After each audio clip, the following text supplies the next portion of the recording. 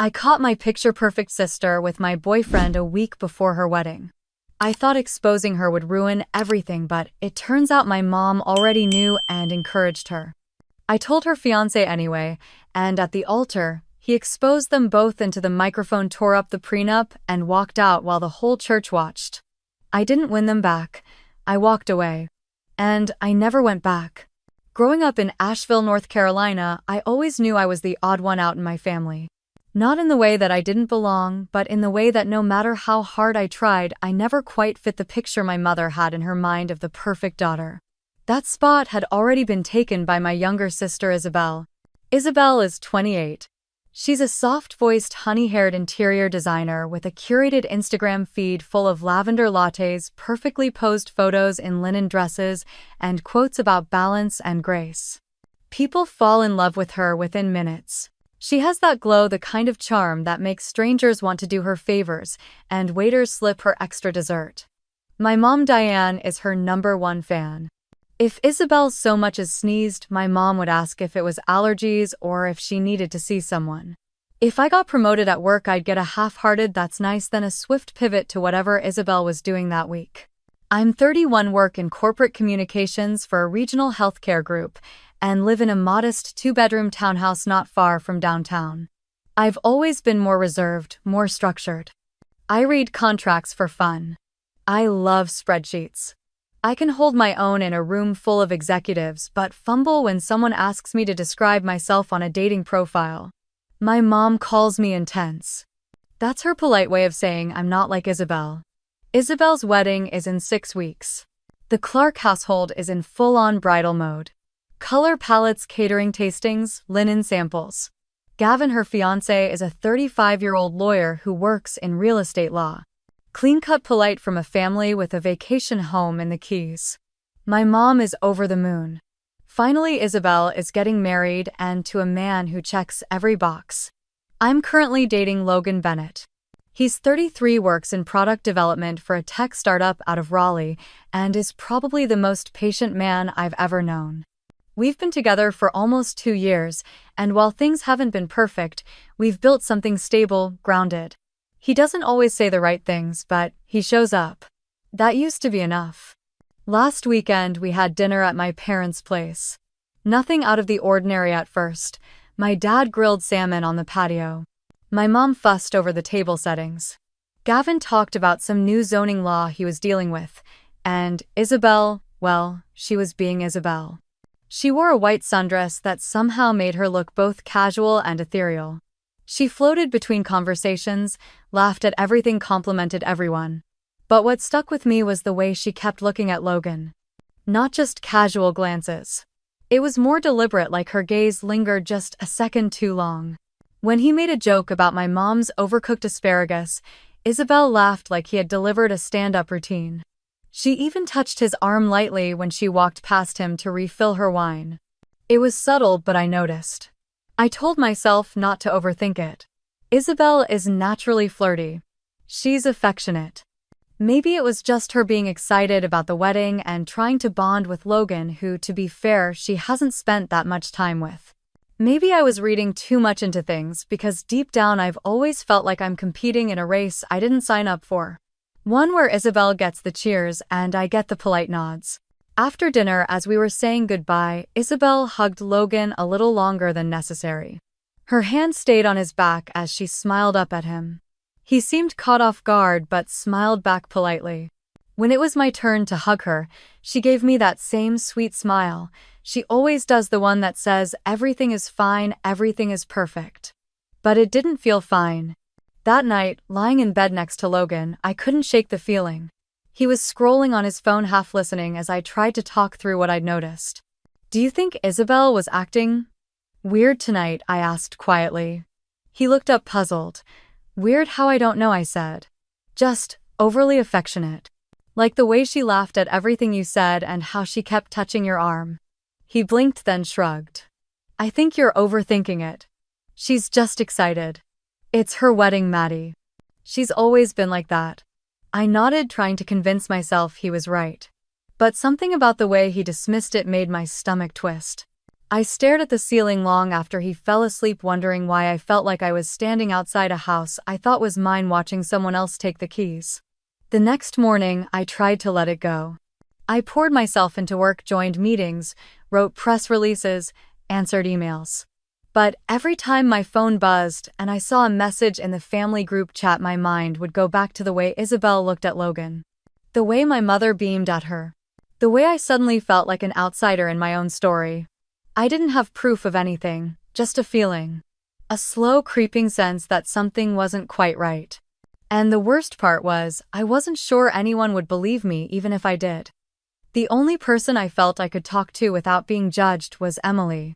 She'd been my best friend since college, the kind of person who remembered tiny details from conversations years ago and never hesitated to call me out if I was spiraling. When I called her the next afternoon and asked if we could meet for coffee, she said she'd be there in 20. We sat across from each other in our usual booth at Brewhouse, a small cafe tucked away on a quiet street near Pack Square. I stirred my iced latte with the wooden straw, watching the ice clink against the sides, trying to find the right words. Emily waited, patient but perceptive. "I think Isabel is flirting with Logan," I finally said, not looking up. She didn't respond right away. When I did glance up, I saw her eyebrows pull together.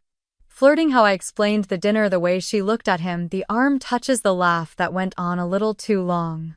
Emily listened closely, nodding every so often. Then she leaned back and exhaled. "You know, this kind of reminds me of what happened with Jeremy." My stomach tightened. I hadn't thought about that in a while. "You really think so?" I asked. She gave me a look. "Maddie, he ghosted you 2 weeks after that weekend at your parents' place. Remember? The one where Isabel suddenly got super friendly and offered to help him with his grad school applications." I nodded slowly. Jeremy had been distant after that. I never got closure, just silence. Back then, I told myself it was just bad timing. But now, Emily reached across the table and squeezed my hand. "Look, I'm not saying she's doing it on purpose. But this isn't the first time someone close to you suddenly shifts when Isabel gets too close." I chewed the inside of my cheek. I didn't want to think that my own sister, would do something like that again.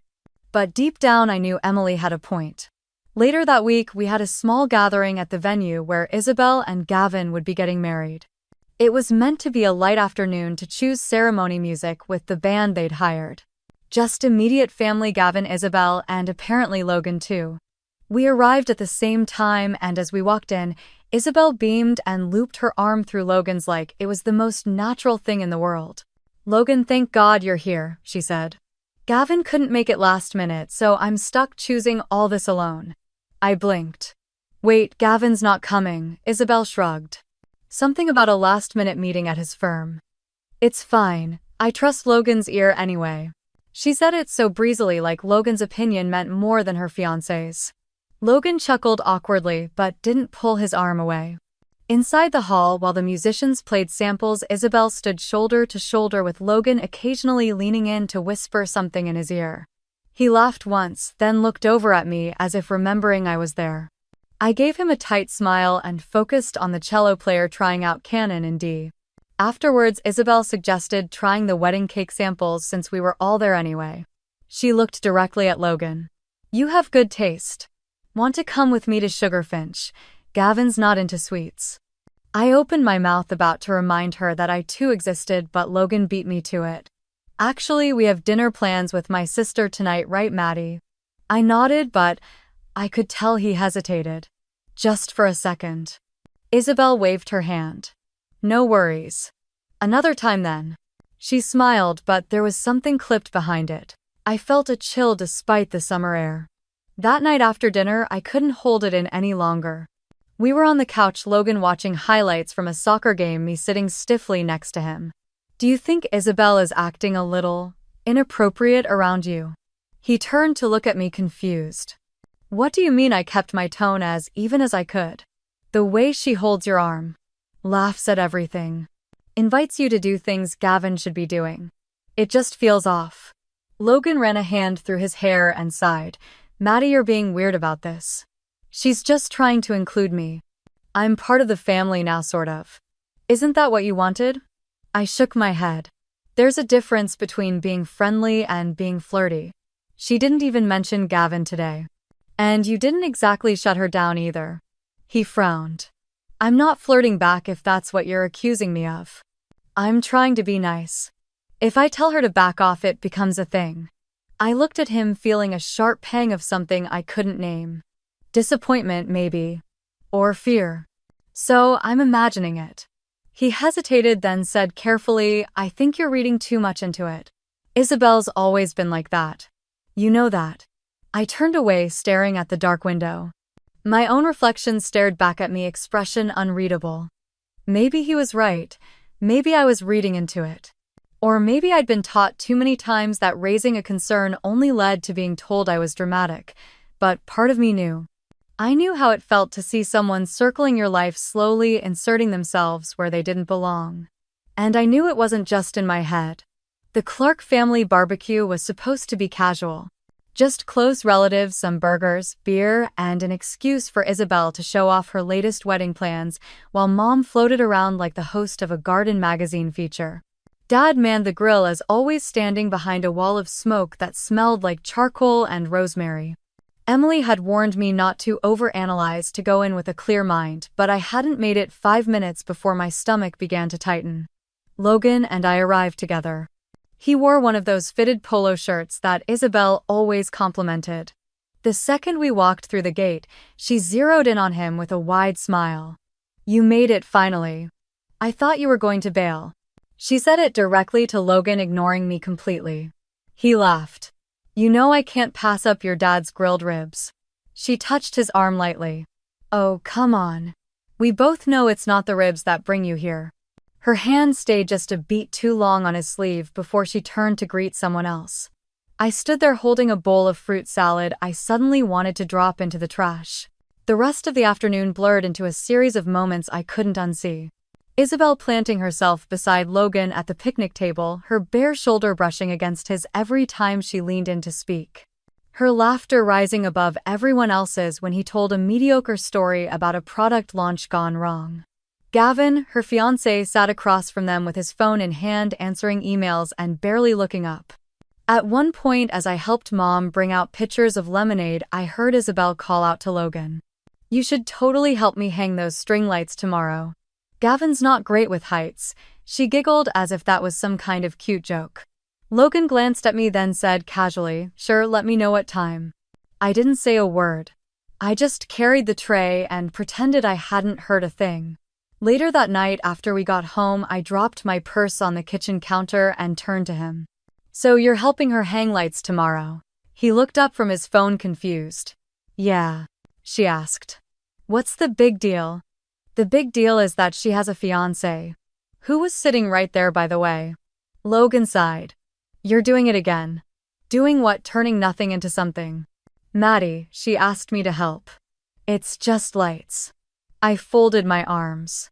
It's not just lights. It's the constant touching, the flirting, the way she talks to you like Gavin doesn't even exist. He looked annoyed now. She's being nice. That's who she is. I stepped closer. And what about you? Do you like the attention? He stared at me, then shook his head. I think you're insecure because it's Isabel.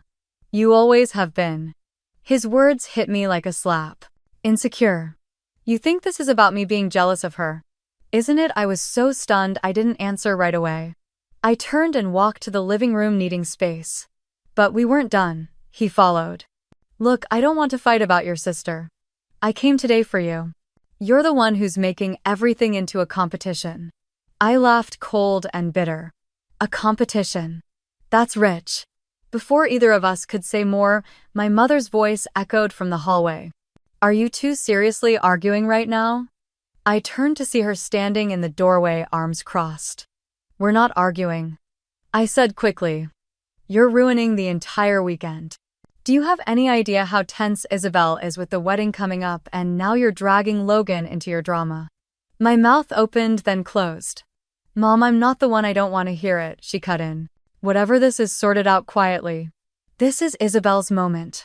Don't make it about you. Logan looked down at the floor. I stared at her, willing myself not to cry. When she walked off, I felt something collapse inside me. Not just from what she said, but how easily it came to her. No hesitation. No doubt. Just the assumption that I was the problem. We didn't speak the rest of the night. Logan fell asleep early on the couch, claiming he was tired. I lay awake in bed staring at the ceiling again, wondering when I had become a stranger in my own life. I kept replaying Isabel's laugh, the way her hand curled around Logan's elbow, the way my mother's voice had that sharp edge of disappointment it reserved just for me. I had never felt more alone. And more certain that I was the only one willing to call things what they really were.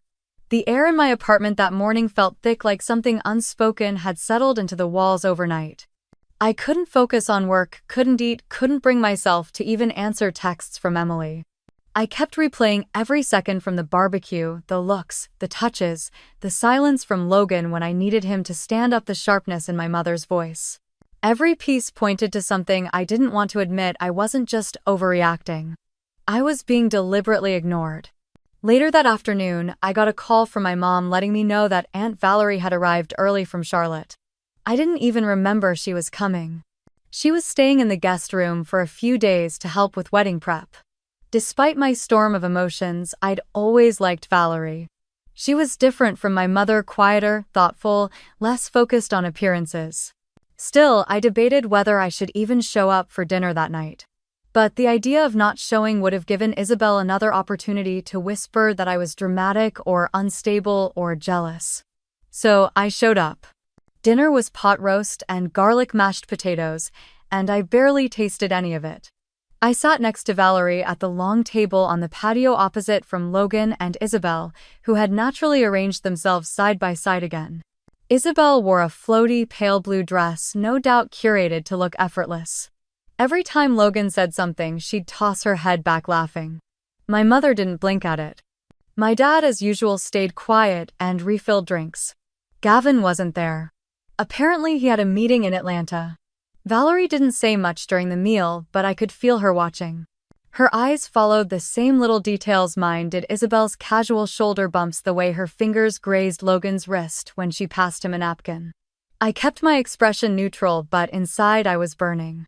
After dinner, while everyone else gathered in the living room to debate wedding favors, Valerie lingered behind in the kitchen with me as I cleared dishes. The room was quiet, except for the soft clinking of plates in the sink and the distant hum of Isabel's voice floating in from the other room. Valerie was drying a salad bowl when she finally spoke.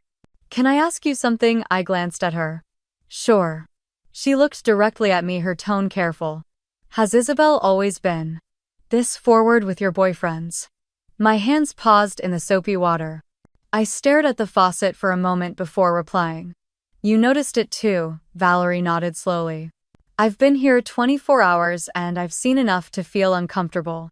She acts like Logan is hers. And no one in that room seems to think it's odd." A wave of relief washed over me. I wasn't alone. I wasn't imagining it. Someone else saw it. Someone who wasn't clouded by years of favoritism or family delusion. "I've tried to talk to Mom about it," I said quietly. "She shuts me down. Says I'm being sensitive." "That tracks," Valerie murmured.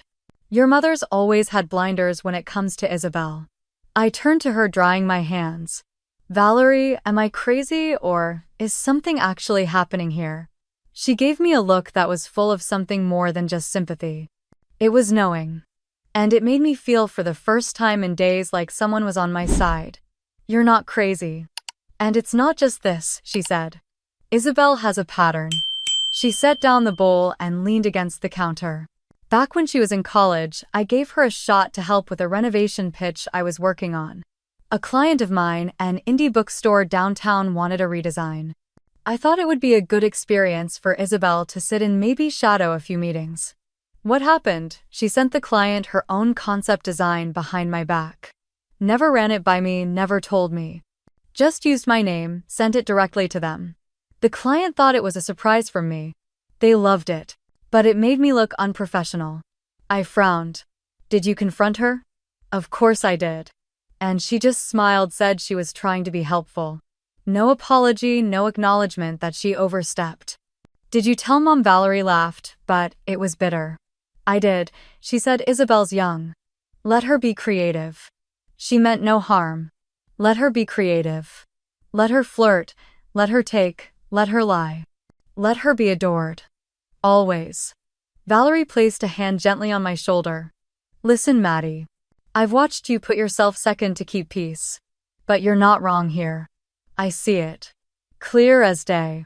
And I'm sorry it took me this long to say something. My throat tightened. Thank you, I whispered. That means more than you know. We stood in silence for a few beats, just breathing in the quiet. Then she said, "Do you want my honest advice, please? Document it, all of it. Keep texts. Write down what you see. Not for revenge, but because if this spirals, and I think it will, you'll need to remember that your memory isn't broken. You're not being hysterical, you're seeing clearly." I nodded slowly, overwhelmed but grateful.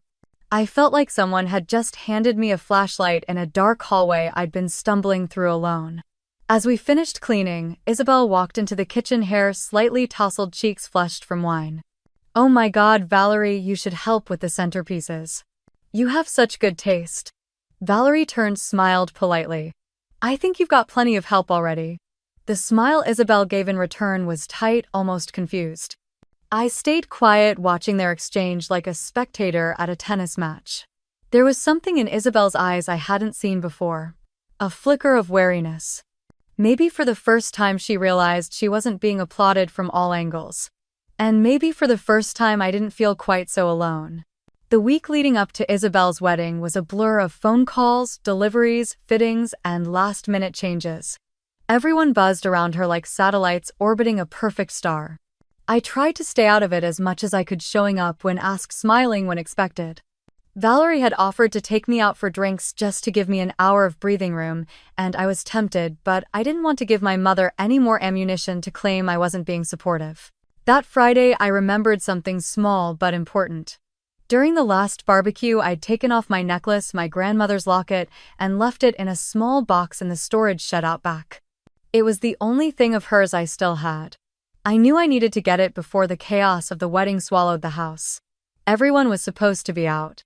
My mom had told me she and Isabel were spending the afternoon at the spa, and my dad was running errands for the caterer. I figured it was the perfect time to slip in, grab the necklace, and leave unnoticed. I parked at the curb, grabbed my keys from my bag, and walked along the side of the house toward the backyard. The sun was warm but not oppressive, the grass freshly cut. I moved quickly, familiar with every creaky step on the wooden path leading to the shed nestled behind the garden. As I rounded the bend near the lattice-covered corner, I paused. There was movement. I stopped, body going cold. Muffled voices filtered through the air, low, breathy. Then I heard laughter. Soft, close, familiar. I took a step forward, peering through the tall hedges. My eyes narrowed, and that's when I saw them. Logan. Isabel. They were pressed against the side wall of the shed, half shielded by the climbing ivy. Logan's hands were tangled in Isabel's hair. Her legs were wrapped tightly around his waist, her dress bunched at her thighs. One of his hands was under her shirt. Their mouths were locked in a way that left nothing to the imagination. I couldn't breathe. My feet felt cemented to the ground. The air went still, like the earth itself paused to register what was happening. My vision blurred, not with tears, those hadn't even come yet, but with something deeper, heavier. A complete unraveling. My body reacted before my brain did. "What the hell?" My voice cracked, but it was sharp enough to slice through their haze. They broke apart like they'd been electrocuted. Isabel staggered, adjusting her dress. Logan's face turned a ghostly white. His shirt was wrinkled, his expression blank. Maddie. Logan stepped forward, stammering. It's not what you think. Don't." I lifted a hand palm up like I could physically stop the words from reaching me. Isabel's lips trembled. Her hands fluttered at her sides like she didn't know what to do with them. Her voice was already caught in sobs. "Maddie, I'm so sorry. Please, just let me explain." It was, "Stop talking." I couldn't hear it. I wouldn't. I took a step back, then another. My breath was shallow, my hands shaking so hard I thought I might drop my bag. "How long?" I asked, my voice hollow. Neither of them answered. "You've been lying to me this whole time," I said. "You stood in front of our family in my parents' house, and I couldn't finish." Logan tried again. We didn't mean for this to happen. It got complicated. Complicated, I laughed. Or maybe I choked. I'm not sure which. Isabel's tears spilled freely now. Her mascara smudged at the corners. She stepped toward me pleading. Please don't tell Gavin. I froze. The audacity. Of all the things she could say, that was the one she chose. I stared at her, my sister, the girl I shared bunk beds with, the girl I defended in middle school, the one who used to cry when I left for college, and all I saw was a stranger. You're unbelievable. My voice was calm now, eerily calm. You didn't care about me. You didn't even care about him. You just wanted to win. Like always. She opened her mouth again, but I had already turned. I walked across the yard, across the flower beds Mom spent hours maintaining, past the patio where we used to roast marshmallows as kids. Everything around me felt fake. Decorated, designed, nothing was real. I got in my car, locked the doors, and gripped the steering wheel. Then, the tears came. Hot, fast, uncontrollable. I cried until I couldn't see the dashboard. Then I forced myself to breathe. I opened my phone, typed out a single text to Logan. We're done. Don't contact me again. Sent. I blocked his number. I opened Isabel's contact.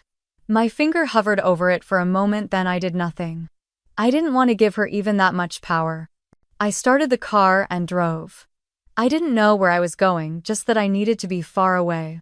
By the time I hit the highway, the sun was low and gold. I pulled into a gas station an hour later and booked a hotel in Durham, somewhere quiet, somewhere where no one knew me. I didn't pack a bag. I didn't call anyone. I just drove until the familiar landscape disappeared behind me. And when I finally checked into my room, I sat on the edge of the bed, staring at the wall, numb. Not from shock, but from the certainty that nothing about my life, my family, my relationship, my history had ever really belonged to me. I didn't sleep that first night in Durham. I lay still in the unfamiliar hotel bed, my eyes fixed on the ceiling, while the room shifted from deep night to pale gray morning. The only thing I managed to consume was half a bottle of water from the minibar. My phone stayed off. I couldn't bear to see what might be waiting on the other side of the silence. Messages from Logan. Or worse, from my mother. Or Isabel. I didn't want apologies.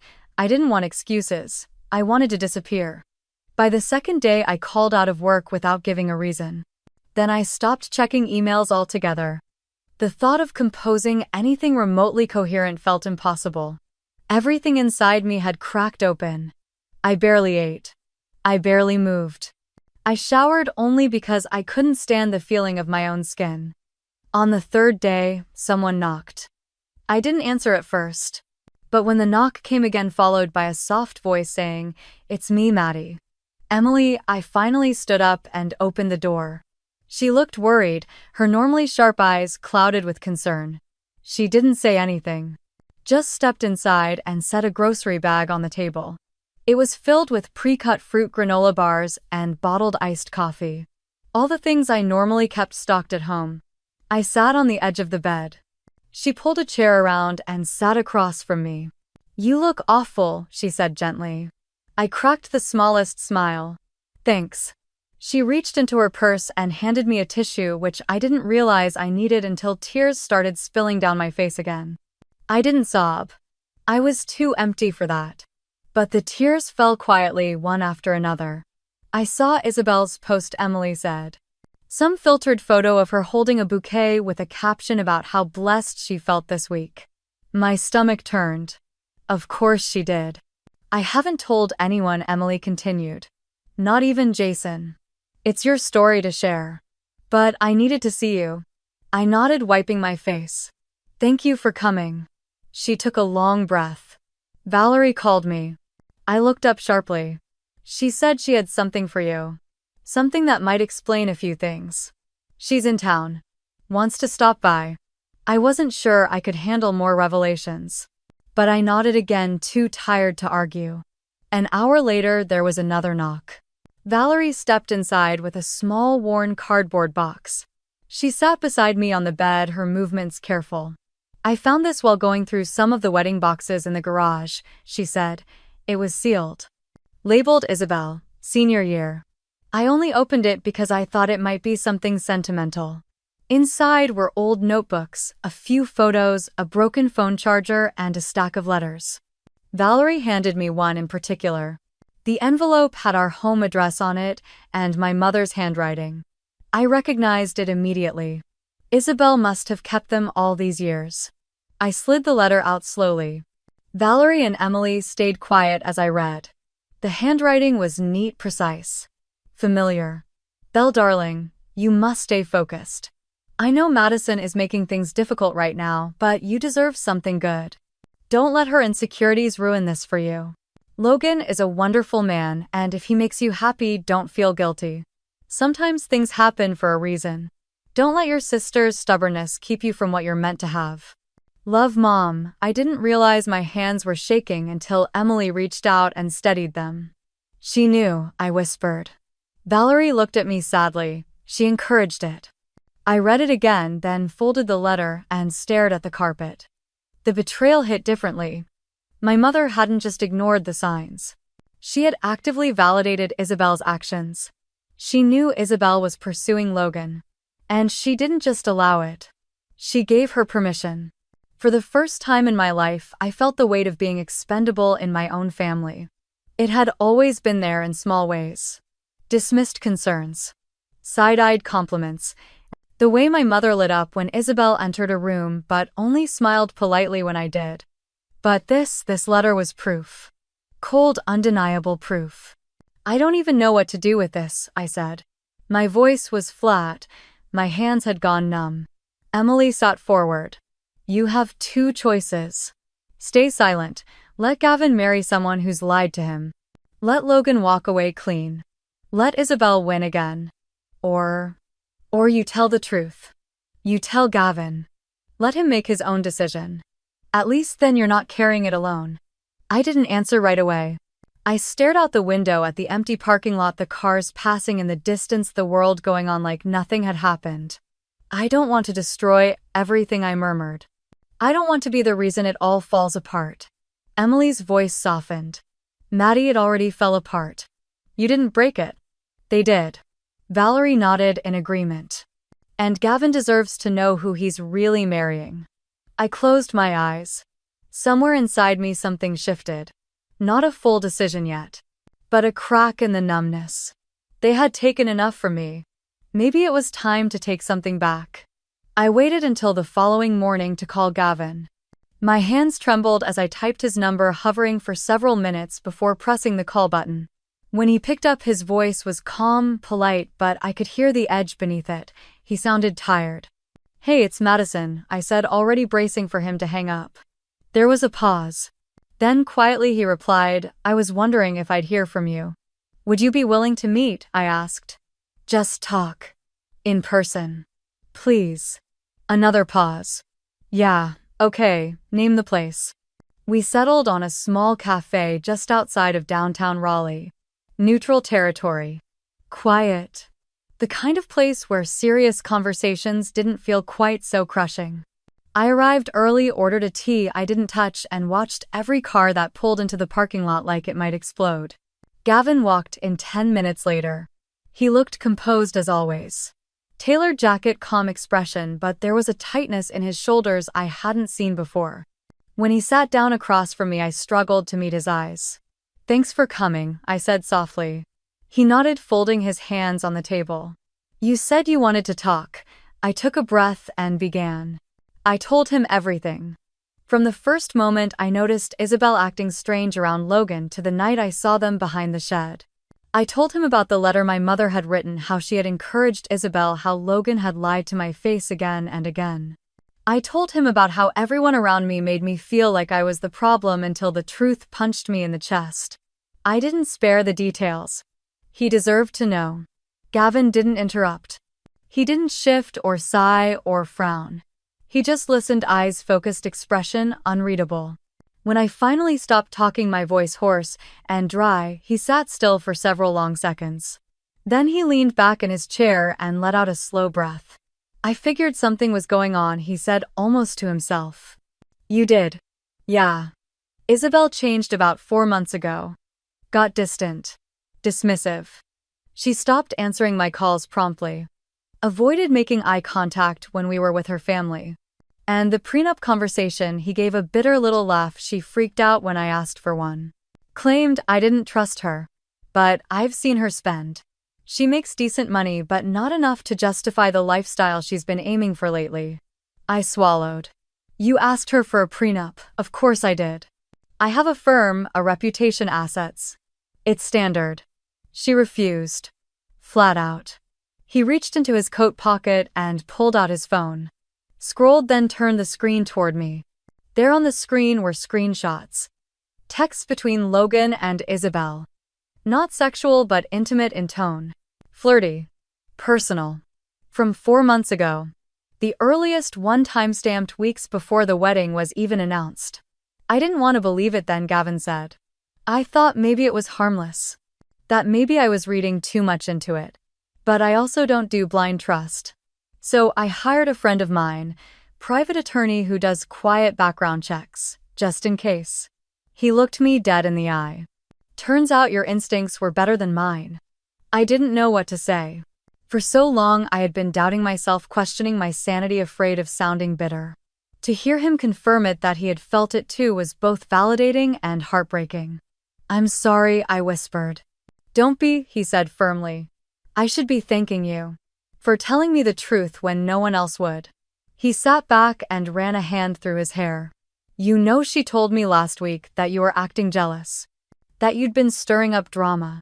That Logan was just being kind and you misread everything. I almost believed her. I stared at the table. That's what she does, I said. She spins the story just enough so that it lands in her favor. So that if you question it, you're the one who looks crazy. He nodded slowly. I don't know what I'm going to do yet, he said. But I'm not walking into a marriage built on lies. I've worked too hard for that. We sat in silence for a moment, the weight of it all pressing down on us like fog. I don't need anything from you, I finally said. I didn't tell you so you'd take my side. I just didn't want you to walk into something you didn't choose. Gavin looked at me for a long moment, then offered a quiet, almost weary smile. I appreciate that more than you know. He stood and reached for his wallet. Coffee's on me, he said. Then paused. It's time I do the right thing. As he walked out, I felt something in my chest loosen. Not joy, not relief. But something close to peace. I barely made it back to the hotel before my phone began ringing again. This time I recognized the number. It was my mother. I let it go to voicemail. Then it rang again. And again. On the 5th attempt, I picked up, bracing myself. Madison, she said immediately, her voice tight with something that pretended to be concern but sounded more like demand. We need to talk. Now. I stayed silent. I'm downstairs in the lobby. Please come down. I don't want to make a scene. The line went dead. I thought about not going. But I knew her. If I didn't come down, she would just keep calling or worse come up. So I grabbed a cardigan, pulled it over the same jeans I'd been wearing for 2 days, and made my way to the lobby. She was sitting on one of the leather chairs near the fireplace, posture perfect, lips pressed into a line so tight it looked like it hurt. As soon as she saw me, she stood. You look awful, she said. I didn't answer. We moved to a quieter corner near the breakfast buffet that was long since cleared. She folded her hands in front of her like she was about to deliver a sermon. I'm going to be direct, she said. What you did to your sister is beyond unacceptable. Do you understand the mess you've created? My throat tightened, but I kept my voice steady. I didn't do anything to her. She did this. Logan did this. I just told the truth. Her eyes narrowed. The truth. You call it truth, but all you've done is throw gasoline on an already tense week. Gavin walked out. The rehearsal dinner is cancelled. Isabel's a wreck, and your father hasn't said a word since yesterday. And you vanish without even thinking about how this affects the rest of us. So now I'm the villain, Madison, please, she said, sharply dropping her voice. This family has always handled things privately. Quietly. You going to Gavin, that was betrayal. Betrayal, I repeated. You want to talk about betrayal? You wrote her a letter. You encouraged her to go after my boyfriend. You gave her permission to break my heart. She blinked, caught off guard. For the first time, something faltered in her expression. That letter was from a complicated time, she said. You and Logan were drifting. I thought maybe Isabel finally had someone who saw her. You thought she deserved him more than I did. I didn't say that. You didn't have to. She straightened her shoulders, regaining control. The fact remains you aired our dirty laundry outside the family. Now we're all humiliated. The guests are asking questions. Gavin's parents are furious. We are 2 days away from a wedding and you've destroyed it. I stared at her, really looked at her. The pearl earrings. The pressed blazer. The calm fury behind every word. She wasn't mourning what Isabel had done. She was mourning the image. The perfection. The reputation. You're asking me to apologize. She didn't hesitate. Yes. For the sake of the family. To help Isabel move forward. You can say you were confused, emotional. Just smooth it over enough so she can salvage the day. I laughed. A sharp, humorless sound. I'm not saving her from the consequences of her own actions. She leaned forward.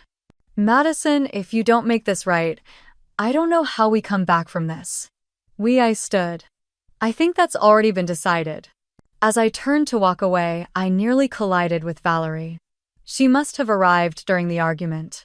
Her expression was unreadable as she looked between me and my mother. What's going on here? I answered before my mother could. She wants me to apologize. To fix the mess Isabel made so no one has to be uncomfortable. Valerie's eyes darkened. She turned to my mother. Diane, are you serious? My mother's voice rose sharp and brittle. Don't you start. You've been feeding Madison nonsense for days, stirring the pot like always. You never could leave well enough alone. Valerie's voice was calm, low. What you call nonsense, I call truth. And maybe if someone had told it to Isabel earlier, we wouldn't be here. I looked at both of them, heart pounding. Enough. They fell silent. I'm done, I said. With all of this. With pretending like I don't see what's right in front of me. With being the problem just because I refuse to be silent. Madison, my mother started. I took a step back. From this moment forward, I'm not part of this family. Not like this. I turned and walked out, my legs steady beneath me even as everything inside me trembled. By the time I got back to my room, Emily was packing a small suitcase. She looked up and didn't ask questions. Boston's still open, she said. You can crash at my place as long as you need. I nodded, my voice barely a whisper. Let's go. We packed up that same night. Emily booked 2 one-way tickets to Boston and helped me load my suitcase into the back of her car. I didn't look back as we pulled onto the highway. The city lights of Asheville blurred behind us, growing smaller with each passing mile until they finally disappeared completely. I slept for most of the drive, lulled by exhaustion and the soft hum of the road. When I woke up, we were crossing into Massachusetts. The world outside looked different. New. And for the first time in weeks, I didn't feel like I had to brace myself. We arrived at Emily's apartment just before dawn. She lived in a cozy 3rd-floor walk-up in Jamaica Plain, full of light and old hardwood floors. She gave me her guest room without hesitation and made a pot of coffee while I stood by the window watching the sun climb through the buildings like it had never stopped rising. The next few days moved slowly. I walked. I read. I sat in parks and tried to piece together what healing was supposed to look like. Emily worked from home and kept a gentle distance, but I could always sense her presence nearby, a steady, quiet comfort. I thought I was ready to move forward. Then Sunday arrived. The wedding day. I tried not to think about it, but by late morning the images crept into my head. The church, the flowers. My mother's sharp instructions. Isabel in her custom gown, all lace and illusion neckline. Gavin standing at the altar. The organ playing. The guests waiting. It was happening right then while I sat cross-legged on Emily's couch in leggings and an oversized sweater, trying to distract myself with an old crossword.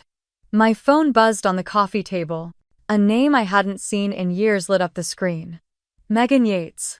She was our cousin from my dad's side, not close, not dramatic, and definitely not someone who called without reason. I answered. Maddie, her voice was breathless. Yeah. I sat up. What's going on? I just walked out of the church. You won't believe what happened. My heart leapt. Tell me. She took a moment to catch her breath, then began. It all looked normal at first. Isabel walked down the aisle with your dad. The church was beautiful. Packed. White roses everywhere, everyone dressed to the nines. Gavin looked calm, focused, but quiet. There was something in his expression, Maddie. Like he was already somewhere else. I waited frozen. Then it got to the vows. The priest asked Gavin the usual question. Do you take this woman? And Gavin didn't answer right away. He reached into his jacket pocket and pulled out a folded piece of paper. I gripped the phone tighter. He said, and I swear I'm quoting this exactly, he said, I cannot marry someone who betrayed her own sister for her own selfish satisfaction. Just like that. Into the microphone. Loud enough for everyone to hear. The whole place went dead silent. Even the priest looked stunned. I pressed my hand over my mouth. He went on. Megan said. He said he had suspected things for months. That Isabel lied to him, that she refused to sign the prenup not because she was hurt but because she had something to hide. And then he pulled out the prenup. Held it up. Said, this was never about money. It was about trust. And you failed that before the wedding even began. My chest tightened. What did Isabel do? She broke down, full on sobbing. Gasping for air. Your mom tried to stand up but she looked like she couldn't believe it. And then Gavin looked around at everyone, folded the prenup back into his coat, and said, I will not give my name to someone who lies to the people closest to her. He walked straight down the aisle, no music, no pause. Just left. People were whispering, some stood up, others didn't know what to do. I think half the guests still don't even understand what happened. Megan paused, then added quietly. They know now, Maddie. Even if no one says it, they know. About Isabel. About Logan. About all of it. I sat in stunned silence, staring at the blank television screen across the room. Thank you, I finally said. You deserve to know, Megan replied. And for what it's worth, I think he did the right thing. We hung up after that. I leaned back on the couch, my body suddenly heavy. I didn't feel triumphant. I didn't feel proud. But I did feel something solid. Like truth had finally found its way to the surface, no longer hidden under layers of pretense. In that church in Asheville, the fantasy had cracked open in front of everyone. And this time I hadn't been the one blamed. The morning after the wedding, Boston was gray and heavy with low clouds. I sat by Emily's kitchen window sipping coffee. I didn't really want watching a neighbor struggle to parallel park for the third time. I kept expecting to feel something stronger, satisfaction, revenge, maybe even triumph, but there was only stillness. A strange echoing quiet inside me. My phone stayed face down on the table until mid-morning. When I finally turned it over, I found a flood of messages waiting, some from unknown numbers, others from people I hadn't heard from in months. I ignored them all. Valerie's name was the only one that didn't make my stomach tighten. I opened her text. He walked out with his head high. That's what they'll remember. You didn't lose yourself in their game. Call me when you're ready. I stared at the message for a long time before placing the phone back down. I wasn't ready to call anyone. Not yet. Not even her. Emily returned from the grocery store carrying a tote full of soup cans and herbal tea and quietly put everything away without asking how I was. That was the best kind of grace. No demands, no expectations, just the comfort of someone who understood that healing had no script. In the afternoon, while she was folding laundry in the living room, my phone buzzed again. A new message. This time from Isabel. It began with my name written formally, like she didn't quite know how to address me anymore. Then came the paragraphs, 5 of them. Long winding sentences about confusion, regret, pain, and some form of self-awareness she had only apparently discovered after being left at the altar. She wrote that she never intended to hurt me. That she hadn't understood what she was doing. That Logan had confused her. That she had been lost, jealous, lonely. That she missed me. I read every word once slowly, then again faster, waiting for something, anything to crack inside me. But all I felt was numb. I didn't reply. That evening, the voicemails started. The first came from a blocked number, but I recognized Logan's voice instantly. It was low, pleading. He said he didn't know how things had spiraled. He said he never stopped caring about me. That he had made a mistake. That he didn't expect me to forgive him, but he hoped I would understand. He left another message 2 hours later. And then another at midnight. By the next morning, there were 6. All variations of the same empty desperation. I deleted each one without listening past the first sentence. Whatever clarity he had come to now was meaningless. He had already made his choice. He just hadn't expected to lose the safety net that always came with being the good guy. Later that day, Megan sent a short update. Your mom's been calling everyone saying Gavin was manipulated. She says the wedding was sabotaged by outsiders and rumors. I didn't even feel angry reading that. Just tired. Valerie called me in the early evening. This time I answered. Hi, I said softly. Hi, sweetheart, she replied, her voice warm and grounded. I just wanted to check in. I waited. Things are difficult back home, she said carefully. Your mother's been on the phone with half the church board trying to explain what happened, but the damage is done. People talk, and people remember. I could imagine it. My mother pacing the house, pearl necklace perfectly arranged, spinning a version of the story where she was blindsided by a cruel twist. Where she was the victim of betrayal, not the architect of the silence that allowed it. And your dad, I asked. Still hasn't said a word, Valerie replied. Just sits at the kitchen table drinking tea, listening to her rant. You know how he is. Yes, I did. His silence had always been his signature. Not cruelty. Not support. Just absence. Just space where a father's comfort should have been. And now that silence was being used as insulation, just like always. She paused, then added. For what it's worth, I'm proud of you. You broke the pattern.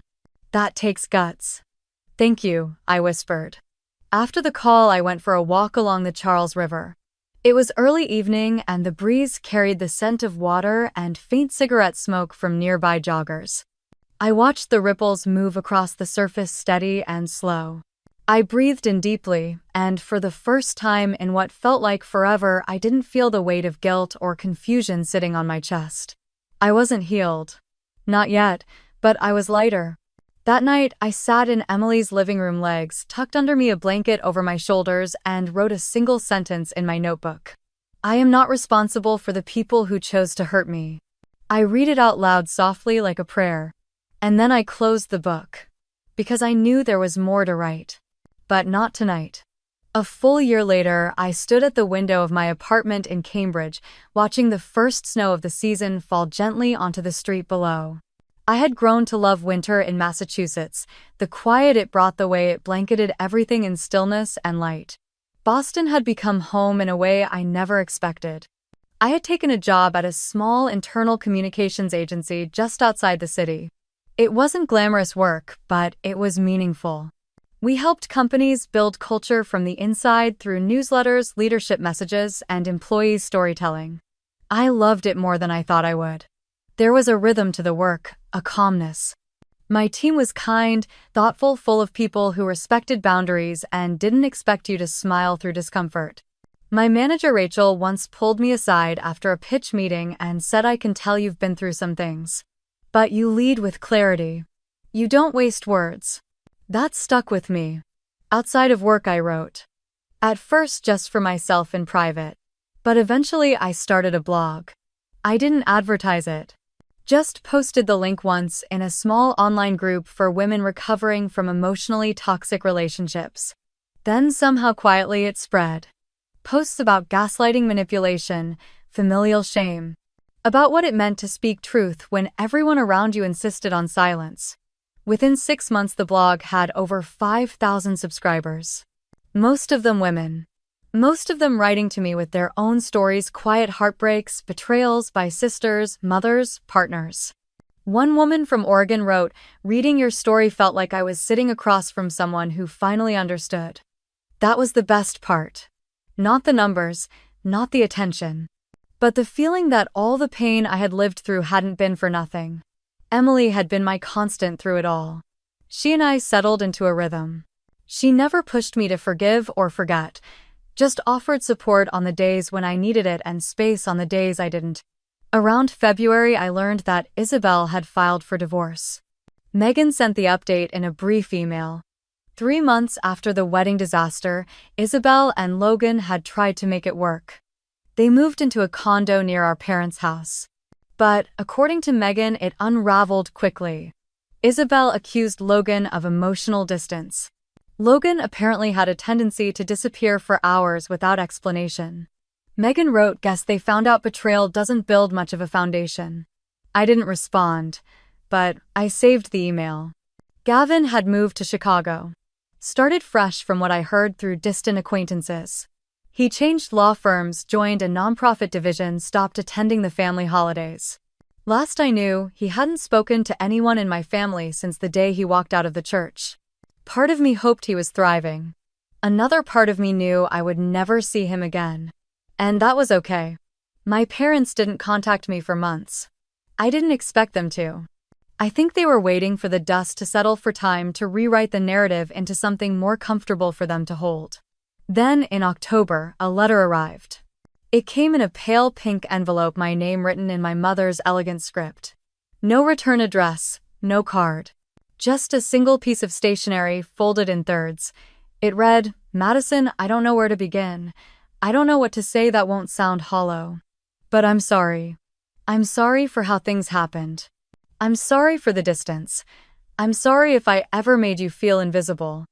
I wish I had done things differently. Love, Mom." There was no mention of Isabel. No mention of Logan. No reference to the wedding or to Gavin. Just a vague sort of sorrow wrapped in formality. I held the letter for a long time. Thought about what it meant, whether it was sincere or performative. Whether she was trying to mend something or simply relieve her own guilt. I folded it back up and placed it in the bottom drawer of my desk. I didn't reply. Not because I was angry, but because I no longer needed her to validate my story. I had found peace without her.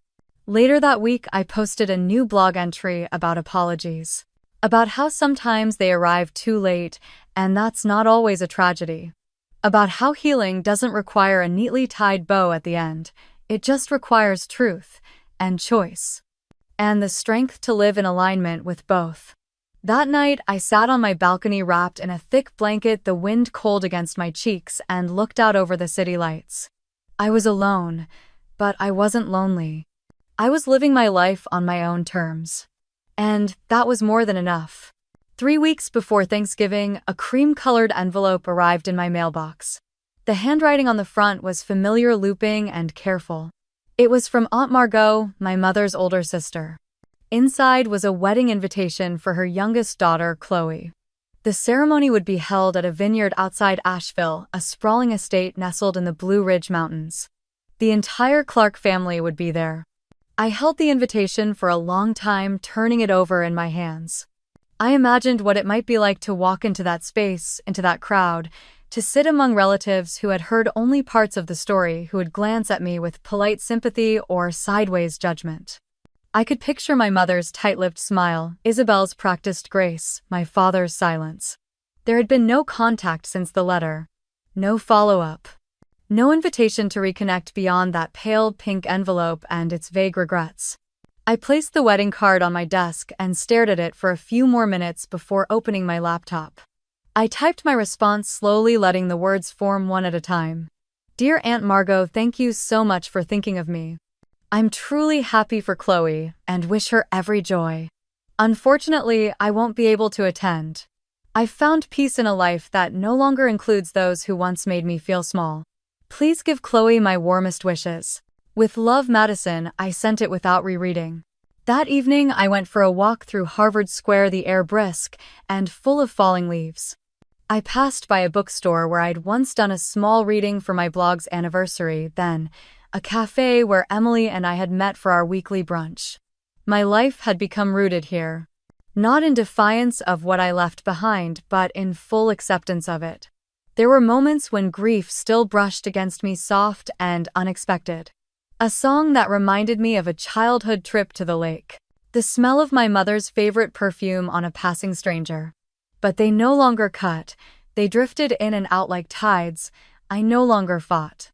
One afternoon in December, I found myself reorganizing my bookshelf and came across the notebook I had started in the weeks after the wedding. Inside, between pages filled with raw confessions and tentative hope, I found the old letter from my mother. Folded neatly, edges worn. I read it once more. "I'm sorry if I ever made you feel invisible." I closed the letter, folded it back, and tucked it deep into the back of the drawer. Not as a rejection, not as a final word, just as a place where it could stay, no longer weighing on me. By spring, the blog had grown into a small but steady community.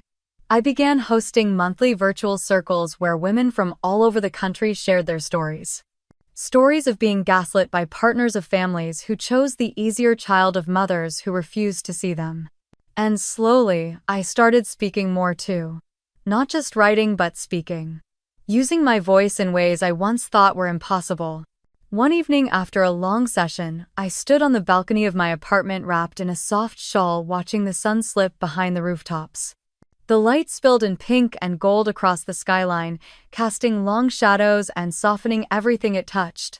I thought about Isabel. About what might have been if she had made a different choice. I thought about Logan, about the emptiness in his last voicemail. I thought about my mother sitting in her quiet house with her porcelain expectations and her carefully rehearsed silences. And I let them go. I forgave them. Not because they had earned it. Not because they had changed. But because I had. Forgiveness, I had learned, is not a door you open for someone else. It's the one you walk through so you can leave the house of pain behind. I closed my eyes, took a deep breath, and whispered the words I had never dared say out loud. I forgive you. But I do not forget, and I do not go back. Thank you for staying with me through this journey. If you've ever been made to feel invisible or questioned your own truth because someone else called it inconvenient, you are not alone. I see you. I believe you. And if you have a story like mine, I hope you'll share it. Follow this channel for more real stories that remind us we're stronger than we think. You're not alone anymore.